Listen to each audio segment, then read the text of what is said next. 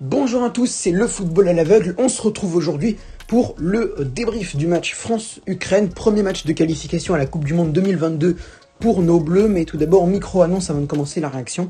Justement, il y aura plus de débrief foot sur ma chaîne. Pourquoi ? Parce que en fait, avant, moi les matchs que je regarde, généralement ils sont vers 21h, machin. Tu vois, donc après à 23h10, je peux pas faire le débrief à chaud immédiatement parce qu'il y a tout le monde qui dort, donc faut parler tout bas. Tu vois ? Et c'est un peu nul pour le débrief, et le lendemain c'est un peu pareil. Il faut que je me prépare pour le lycée dès 7h du matin. Moi j'ai pas trop le temps. Mais je me suis finalement rendu compte que j'avais un petit trou de 1 quart d'heure, 20 minutes entre chaque cours et tout, enfin entre ma préparation et mon départ. Donc là je suis dans ce trou d'1 quart d'heure, 20 minutes. Donc on va commencer à débriefer France-Ukraine. Et normalement pour Kazakhstan-France et Bosnie-France, normalement ça devrait aller aussi. Alors bon, je vous garantis pas qu'il y en aura à tous les matchs, mais il y en aura, j'essaierai de le faire le plus souvent maintenant qu'avant.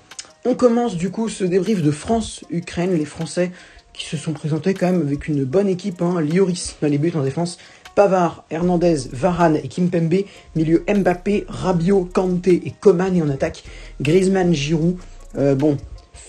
Score final, un but partout, ouverture du score de Antoine Griezmann à la 19e et égalisation contre son camp de Presnel Kimpembe. Que retenir de ce match ? Déjà, le résultat est décevant, franchement. Décevant déjà par la prestation des Bleus. En première mi-temps, ça a été franchement intéressant.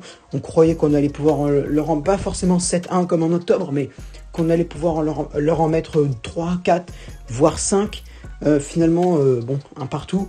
Même 1-0 à la mi-temps, ça me semblait un peu insuffisant vu ce qu'on avait montré en première période. Olivier Giroud qui frappe à la 11e minute, franchement une très belle frappe. Kingsley Coman qui arrivait à prendre de vitesse les défenseurs ukrainiens, qui s'amusait avec Mykolenko, je crois que c'était Vitaly Mykolenko ou un autre joueur, je sais plus trop. Mais en tout cas Mykolenko, Coman et Mykolenko, là, ils s'amusaient trop avec lui, c'était un truc de malade. Mbappé aussi qui arrive à faire quelques accélérations. Moi franchement, il y en a ouais, tout le monde dit ouais mais Mbappé il a été invisible. Mais franchement en première mi-temps ça va en vrai. En première mi-temps, ça va. Alors, de toute façon, en fait, c'est simple. En deuxième mi-temps, c'est toute la France qui a été fantomatique. Même moi, j'ai été fantomatique. Parce que, au bout d'un moment, là, franchement, le but de Kimpembe, c'est un but casquette. Parce que, franchement, la frappe là de... Je crois que c'est justement Mykolenko. C'était un truc qui devait être normalement paré par le gardien Hugo Lloris. Sauf que Kimpembe, malheureusement, passait par là et... la boulette du défenseur central parisien, et du coup ça termine au fond. Bon bref, la France-Ukraine, c'était un bon match. Franchement, je me suis pas ennuyé, contrairement à certains. J'ai pas forcément dormi, un petit peu quand même parce que j'étais vraiment fatigué, mais bref. Bon, franchement, faudra pas du tout faire la même prestation face au Kazakhstan dimanche, surtout justement parce que c'est le Kazakhstan. Et d'ailleurs justement, alors c'est pas sur officiel terminé, c'est officiel. Mais il est très probable que je vous retrouve en live à partir de 14h45 pour Kazakhstan-France dimanche prochain. Alors bien sûr, ce sera diffusé en clair, mais pour une fois que je peux faire un live international de la France, on va le faire. Moi, je suivrai aussi ce soir le match France-Espoir, Danemark-Espoir, parce que j'ai envie de suivre ça. Alors par contre, c'est un choix cornélien, je sais pas du tout quoi prendre, parce qu'il y a Espagne-Grèce qui est super aussi sur W9, il y a Allemagne-Islande sur la chaîne L'équipe, et il y a aussi les matchs de l'Italie et de l'Angleterre en streaming. Je ne sais pas du tout, si évidemment la France Espoir, j'aimerais regarder, mais je ne sais pas du tout comment je vais faire, parce que là... Attends, mais non, l'Angleterre Saint-Marin, c'est à 15h, mais il y a aussi un match de l'équipe anglaise à 20h45, ils jouent vraiment. Donc, je ne sais pas, c'est Angleterre-Suisse à 15h en Euro Espoir, donc ça c'est mort. Et à 20h45, il y a Angleterre-Saint-Marin en streaming, donc je ne sais pas du tout. Mais je pense que je vais regarder la France quand même pour soutenir nos jeunes bleus. Surtout qu'il y a des Brestois dedans, il y a aussi Eduardo Camavinga, bref, il y a du monde. Donc je pense que je vais regarder ça, Bref, du coup, pour en revenir vite fait à ce match France-Ukraine, écoutez, des Ukrainiens que j'ai pas trouvé franchement visibles. Ils n'ont pas été plus visibles que la France.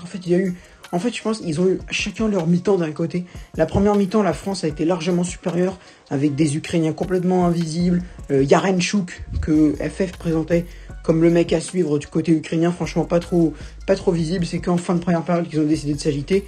Et justement, cette fin de première période, a été, enfin la deuxième période a été dans la continuité de la fin de première période, avec des Ukrainiens qui petit à petit commençaient à mettre le pied sur le ballon, des Français qui perdaient en intensité, qu'on ne voyait plus du tout. Giroud et Coman ils sont sortis grave tôt. Ousmane Dembélé il a pas fait une entrée exceptionnelle non plus, et Kylian Mbappé en seconde période, ouais c'était fantôme là, c'était vraiment c'était Ghost. C'était Ghost Mbappé, Kylian Ghost. C'était Kylian Ghost le mec. Donc bon. En fait, je sais même pas, j'ai pas envie de leur en vouloir, parce que c'est le début, voilà, c'est le premier match. On aurait pu faire mieux, on l'a pas fait.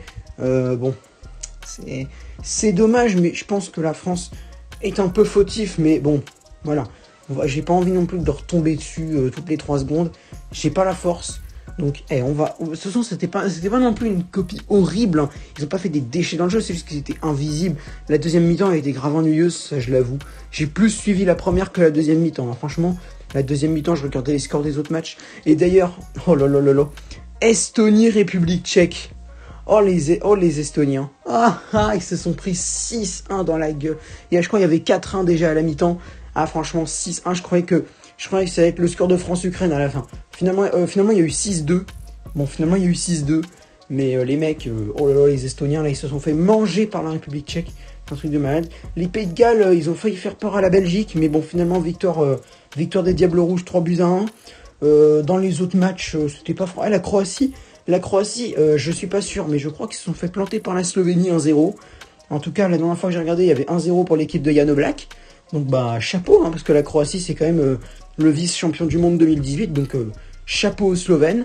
Chypre-Slovaquie, je crois qu'il y a eu 0-0 à la fin, donc vraiment... non, je crois qu'il y a eu 1-0, je sais plus trop. Bon, de toute façon, c'est pas non plus le match que je regarde toutes les 3 secondes. Portugal-Azerbaïdjan. Ah, ils ont galéré les Portugais. Hein. Ah, ils ont galéré là. Ouh là là. Ils ont galéré, ils ont gagné 1-0, mais ils ont galéré l'équipe de CR7. À mon avis, il était dans l'équipe, mais waouh. Ah, ils ont galéré de ouf. Ils ont vraiment galéré, les Portugais.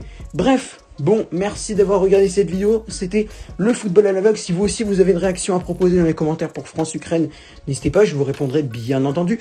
Sur ce, c'était le football à l'aveugle. Merci d'avoir regardé cette vidéo. Si elle vous a plu, n'hésitez pas à lâcher un like, à commenter, à partager et à vous abonner. Et je le répète pas assez souvent, mais dans la description, il y a le lien de mon serveur Discord. Si vous voulez le rejoindre pour parler avec moi beaucoup plus souvent en vocal ou en textuel, c'est dans la description. Salut les gars!